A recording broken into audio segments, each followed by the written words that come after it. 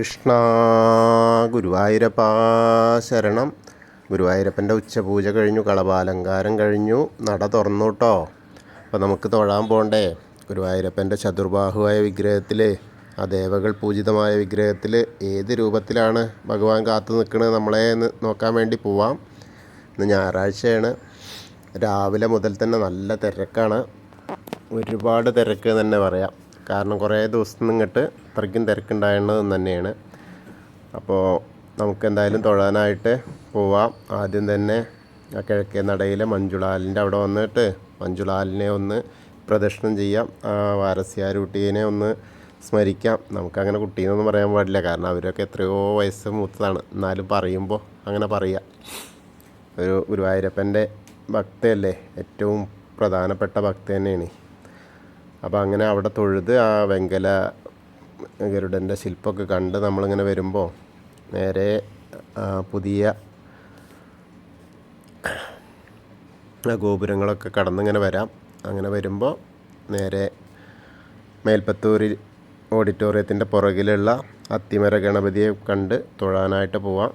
അങ്ങനെ അവിടെ പോയിട്ട് ഗണപതിയെ കണ്ട് വിഘ്നങ്ങളൊക്കെ അകറ്റാൻ വേണ്ടി പ്രാർത്ഥിച്ച് നമ്മൾ നേരെ ഗോപുരവാതിൽ കടന്ന് അകത്തേക്ക് വരാം. അങ്ങനെ വരുമ്പോൾ വാതിൽപ്പടി കയറാൻ നിൽക്കാം. അപ്പോൾ ഇന്ന് നേരെ കൊടിമരം വഴിയൊക്കെ വിടുക കാരണം കുറേ അതങ്ങനെ ബുദ്ധിമുട്ടുകളൊക്കെ ഉണ്ട്.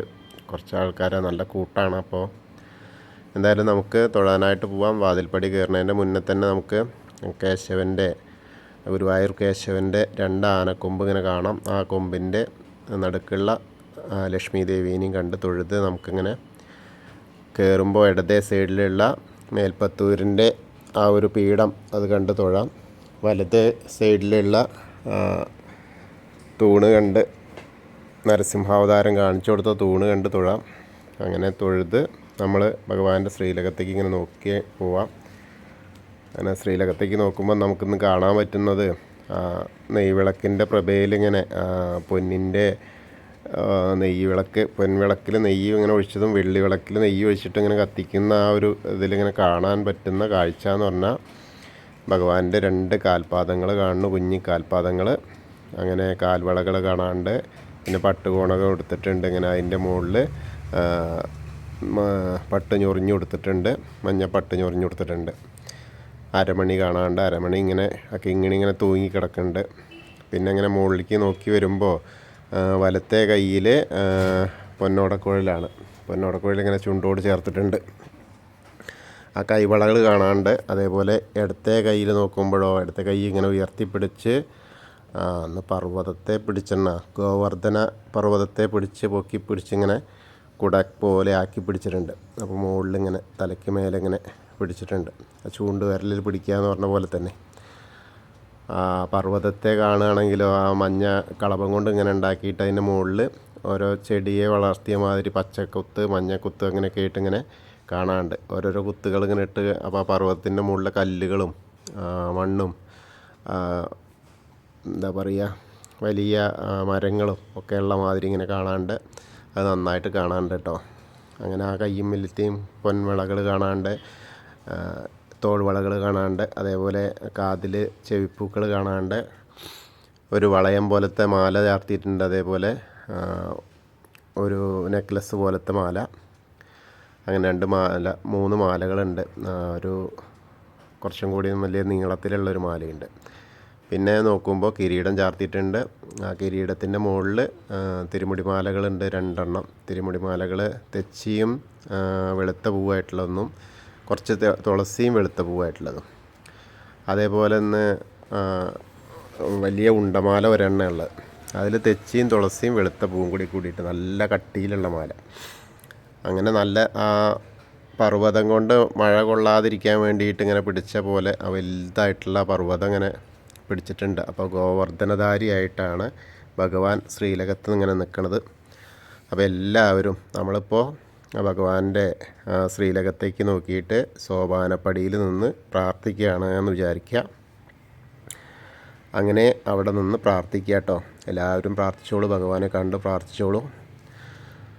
അതിനുശേഷം നമ്മൾ നേരെ ഇങ്ങനെ അവിടെ നിന്ന് സോപാനപ്പടിയിൽ നിന്ന് ഇറങ്ങിയിട്ട് നേരെ നമ്മൾ അഗ്നികോണിലുള്ള ബലിക്കല്ല് നോക്കിയിട്ട് തൊഴുതു. പിന്നെ ആ തിടപ്പള്ളി നോക്കിയിട്ട് തൊഴുതു. പിന്നെ അങ്ങോട്ട് തിരിഞ്ഞു നിന്നാൽ ചുമരിൻ്റെ മുകളിൽ ആലിലെ കണ്ണനെ നോക്കി തൊഴുതു. പിന്നീട് നമ്മൾ സപ്തമാതാക്കളെയൊക്കെ കണ്ട് തൊഴുത് നേരെ ഗണേശൻ്റെ അടുത്തേക്ക് വരികയാണ്. ഗണേശൻ്റെ അടുത്ത് വരുമ്പോൾ അങ്ങനെ ചാർത്ത് നല്ലതായിട്ടുണ്ടെന്നുകൊണ്ട് പീലിയൊക്കെ ഇങ്ങനെ തലയിൽ വെച്ചിട്ട് ഉണ്ണിക്കണ്ണൻ്റെ ഭാവത്തിൽ തന്നെയാണ്, പക്ഷേ ഗണപതിയായിട്ട് തന്നെയാണ്. അപ്പോൾ നന്നായിട്ടുള്ളൊരു കാഴ്ചയാണ്. ചന്ദനം ചർച്ചിതമായിട്ട് തന്നെ നിറയെ ചാർത്തിയിട്ടുണ്ട്. അപ്പോൾ എല്ലാവരും ആ ഗണേശനെ പ്രാർത്ഥിച്ചോളൂ കേട്ടോ. ധാരാളം അർച്ചനയൊക്കെ കഴിച്ചിട്ടുണ്ട്. ഏകദന്തം മഹാകായം തപ്തകാഞ്ചന സന്നിഭം ലംബോദരം വിശാലാക്ഷം വന്ദേഹം ഗണനായകം. അത് കഴിഞ്ഞ് സരസ്വതി ദേവീനെ കണ്ട് പ്രാർത്ഥിക്കുക. അവിടെ നിന്ന് 2 മാലകളാണുള്ളത്, ചാർത്തിയിട്ടുണ്ട്. ആ കിടാവിളക്ക് കത്തി നിൽക്കണമുണ്ട്. അപ്പോൾ സരസ്വതി ദേവീനെ കണ്ട് പ്രാർത്ഥിച്ചോളൂ. സരസ്വതി നമസ്തുഭ്യം വരദേ കാമരൂപിണി വിദ്യാരംഭം കരിഷ്യാമി സിദ്ധിർഭവതു മേ സദാ. അങ്ങനെ കണ്ട് സരസ്വതി ദേവീനെയും കണ്ട് തൊഴുത് ഗണേശനയത്തൊക്കെ ഇട്ട് നമ്മൾ അവിടെ നിന്ന് ഇങ്ങനെ വരുമ്പോൾ മായാദേവീനെയും ചെറിയ ഗണേശനെയൊക്കെ കണ്ട് മത്സ്യം, കൂർമ്മം, വരാഹം, നരസിംഹം വരെയുള്ള രൂപങ്ങളൊക്കെ കണ്ട് തൊഴുതു. പിന്നീട് നമ്മൾ മേൽശാന്തിയിൽ അവിടെ നിന്ന് അർച്ചന പ്രസാദമൊക്കെ വാങ്ങാം. ഇന്നത്തെ ഉച്ചപൂജ ഉണ്ടായിരുന്ന മേൽശാന്തി തന്നെയാണ്, കവപ്രമാരാത്ത അച്യുതൻ നമ്പൂരിപ്പാടാണ്. അപ്പോൾ അവിടെ നിന്ന് പ്രസാദമൊക്കെ വാങ്ങിയിട്ട് ആ വാമന രൂപവും അതേപോലെ ഗജേന്ദ്രമോക്ഷത്തിൻ്റെ രൂപം, ഗരുഡാരൂഢനായിരിക്കുന്ന മഹാവിഷ്ണുവിനെയൊക്കെ തൊഴുത് നമ്മളിങ്ങനെ വരുമ്പോൾ അനന്തപത്മനാഭസ്വാമിയുടെ അടുത്ത് വരുമ്പോൾ ഇന്ന് താമരമാലകളുണ്ട്, വെളുത്ത മുല്ലമുട്ടുമാല ഉണ്ട്, അതേപോലെ അരളിയുടെ പൂവ് കൊണ്ടുള്ള മാല ഉണ്ട്. മുകളിൽ ഇങ്ങനെ വിധാനമായിട്ട് തുളസി മാലകൾ ചാർത്തിയിട്ടുണ്ട്. അപ്പോൾ അവിടെ പ്രാർത്ഥിക്കുക. അതിനുശേഷം നമ്മൾ നേരെ ശ്രീകോവിലിൻ്റെ പുറകു വശത്ത് വന്നിട്ട് സാഷ്ടാംഗം നമസ്കരിക്കുക. നമസ്കാരമൊക്കെ കഴിഞ്ഞ് തിരിച്ച് ഇങ്ങോട്ട് വരുമ്പോൾ ബാക്കിയുള്ള ദശാവതാര വിഗ്രഹങ്ങളൊക്കെ കാണാം. ശ്രീരാമചന്ദ്രനും ബലരാമനും ഭാർഗവരാമനും ഒക്കെ ആയിട്ടിങ്ങനെ അവരൊക്കെ കണ്ട് കൃഷ്ണൻ്റെ അടുത്ത് വരുമ്പോൾ ഒരു തുളസിമാല ഉണ്ട്, കൃഷ്ണനെ കാണാം. അതേപോലെ മുരുകനെ കണ്ട് തൊഴാം. അങ്ങനെ ഹനുമാൻ സ്വാമിയുടെ അടുത്ത് വരിക. ഹനുമാൻ സ്വാമിയുടെ അടുത്ത് നിന്ന് കുറച്ച് കുങ്കുമമുണ്ട്, ഒരു ചെറിയ മാലയുണ്ട് കേട്ടോ.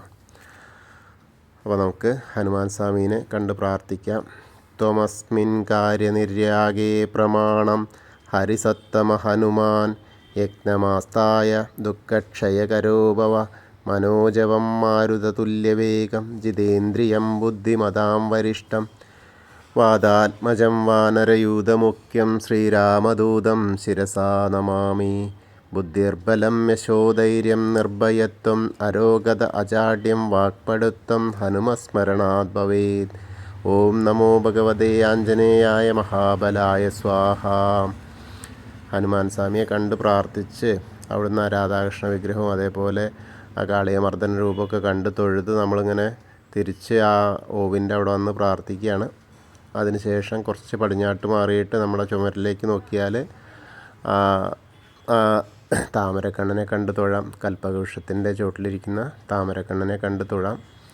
അതിനുശേഷം നമ്മൾ നേരെ കുറച്ച് ആ ഗ്രില്ലിൻ്റെ അവിടെ വന്നാൽ ആ മണിക്കിണർ നോക്കി തൊഴാം. പിന്നെ നൃത്തറയിൽ നോക്കിയാൽ ആ വിളക്കിങ്ങനെ കത്തി നിൽക്കുക, കിടാവിളക്ക്.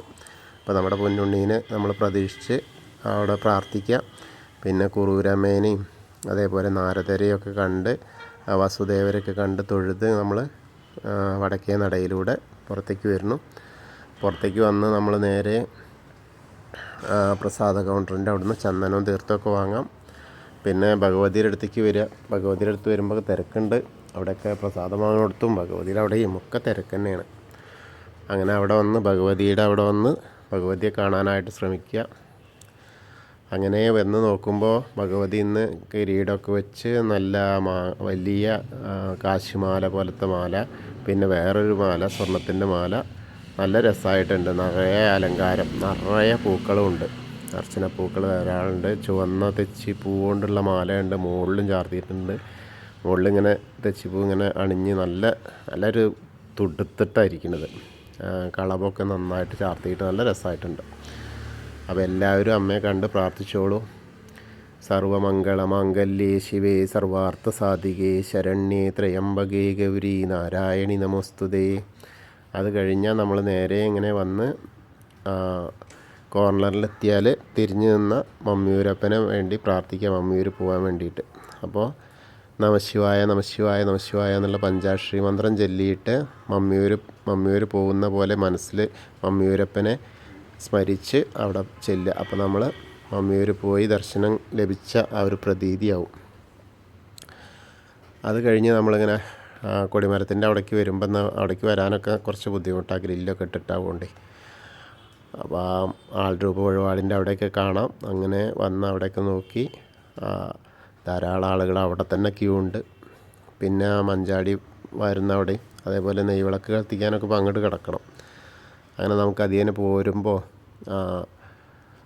കൊടിമരത്തിൻ്റെ അവിടെ വന്നിട്ട് ഒരിക്കൽ കൂടി നമ്മളെ ഭഗവാന്റെ ശ്രീലകത്തേക്ക് നോക്കിയിട്ട് ഗോവർദ്ധനധാരിയെ ഒന്നുകൂടി കാണാം. എന്നിട്ട് പ്രണമിച്ച് നമ്മൾ നേരെ കൂത്തമ്പലത്തിൻ്റെ അവിടെ വരുമ്പോൾ കിടാവിളക്ക് കത്തി നിൽക്കുന്നുണ്ട്, അവിടെ നിന്ന് നോക്കി തൊഴാം. പിന്നെ അയ്യപ്പസ്വാമിയുടെ അടുത്തേക്ക് ഇങ്ങോട്ട് വരിക. അയ്യപ്പസ്വാമിയുടെ അടുത്തേക്ക് വരുമ്പോഴോ അവിടെയും കുറേയൊക്കെ തിരക്കാണ്. ചോറ് കൊടുത്ത കുട്ടികളെ തൊഴിക്കാൻ വരുന്നത്, അതങ്ങനെ ബാക്കിയുള്ള ആളുകളൊക്കെ ഉണ്ട് അവിടെ, കുറേ ഭക്തരുണ്ട്. അപ്പോൾ നമുക്ക് അയ്യപ്പസ്വാമീനെ നോക്കുക. അയ്യപ്പസ്വാമി എന്ന് പറഞ്ഞ മാതിരി ഒരു വെളുത്ത പാവുകൊണ്ടും ഉണ്ട്, പിന്നെ കറുത്ത ഇതുണ്ട്, അതേമാതിരി കിരീടം വെച്ചിട്ടുണ്ട്. നല്ല അവിടെയും ധാരാളം അർച്ചന പൂക്കൾ നടത്തിയിട്ടുണ്ട്. അപ്പോൾ നമുക്ക് അയ്യപ്പസ്വാമീനെ കണ്ട് പ്രാർത്ഥിക്കാം. ഭൂതനാഥ സദാനന്ദ സർവഭൂതദയാപര രക്ഷ രക്ഷ മഹാബാഹു ശാസ്തേ സ്തുഭ്യം നമോ നമ. അങ്ങനെ ഭൂതനാഥനെ കണ്ട് തൊഴുത് നേരെ നമ്മൾ പടിഞ്ഞാറ നടയിൽ വന്ന് ദീപസ്തംഭത്തിൻ്റെ വേണുഗോപാലിനെയും അതുകൂടാതെ കുറച്ച് പിന്തിരിഞ്ഞ് നിന്നാൽ നോക്കിയാൽ കൊടിമരത്തിൻ്റെ മുകളിലുള്ള ഗരുഡധ്വജനെയും കാണാം. അങ്ങനെ കണ്ട് തൊഴുത് പടിഞ്ഞാറ നടയിൽ കൂടെ അങ്ങനെ പുറത്തേക്ക് ഇറങ്ങാം. പിന്നെ നേരെ നമ്മൾ രുദ്രതീർത്ഥത്തെ പ്രദക്ഷിണം ചെയ്യാനായിട്ട് പോവാം. അങ്ങനെ പ്രദക്ഷിണം ചെയ്യാനായിട്ട് പോയിട്ട് നേരെ നമ്മൾ അന്നലക്ഷ്മി ഹാളിൻ്റെ അതിലൂടെ പോകുമ്പോൾ അവിടേക്ക് നല്ല തിരക്കാട്ടോ. അങ്ങനെ നാരായണാലയത്തിലേക്ക് ചെല്ലാം. അവിടെ ചെന്ന പ്രാർത്ഥന ജപിക്കുന്ന ആളുകളൊക്കെ കാണാം. അവിടെ നിന്ന് തൊഴുത് പൂന്താനം പൂജിച്ചിരുന്ന വിഗ്രഹത്തെയൊക്കെ കണ്ട് തൊഴുത് നമുക്കിങ്ങനെ തിരിച്ചു പോരാം. ഭഗവതിയുടെ നടയിൽ വന്ന് ഒന്നുകൂടി തൊഴുത് പിന്നെ കിഴക്കേ നടയിൽ വന്ന ആ ദീപസ്തംഭത്തിൻ്റെ അവിടെ നിന്ന് ഒന്നുകൂടി നമുക്ക് ഭഗവാന്റെ ശ്രീലകത്തേക്ക് നോക്കാം. അപ്പോൾ ആ വിളക്ക് മാത്രമേ കാണൂ ഇന്ന് ഇപ്പോൾ, കാരണം നിറയെ ആളുകളുള്ളതുകൊണ്ടേ അത്രയും കാണില്ല. അങ്ങനെ നമ്മൾ അവിടുന്ന് തന്നെ നോക്കിയാൽ തെക്കേ നടയിലുള്ള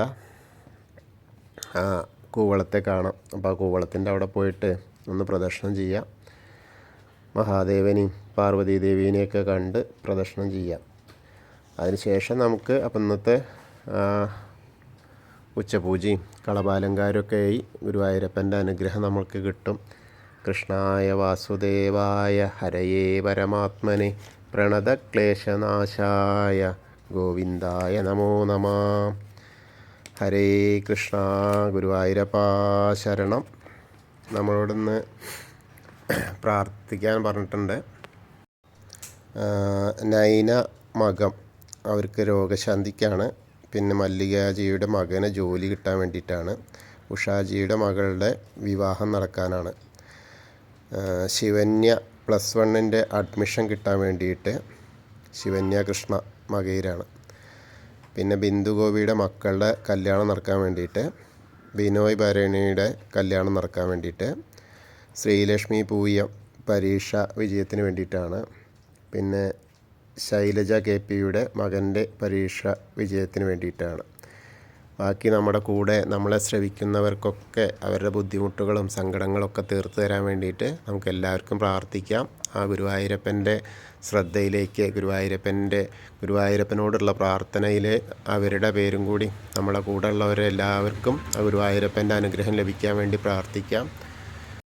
കൃഷ്ണായ വാസുദേവായ ഹരയേ പരമാത്മനെ പ്രണതക്ലേശനാശായ ഗോവിന്ദായ നമോ നമ. ഹരേ കൃഷ്ണ. ഗുരുവായൂരപ്പാ ശരണം.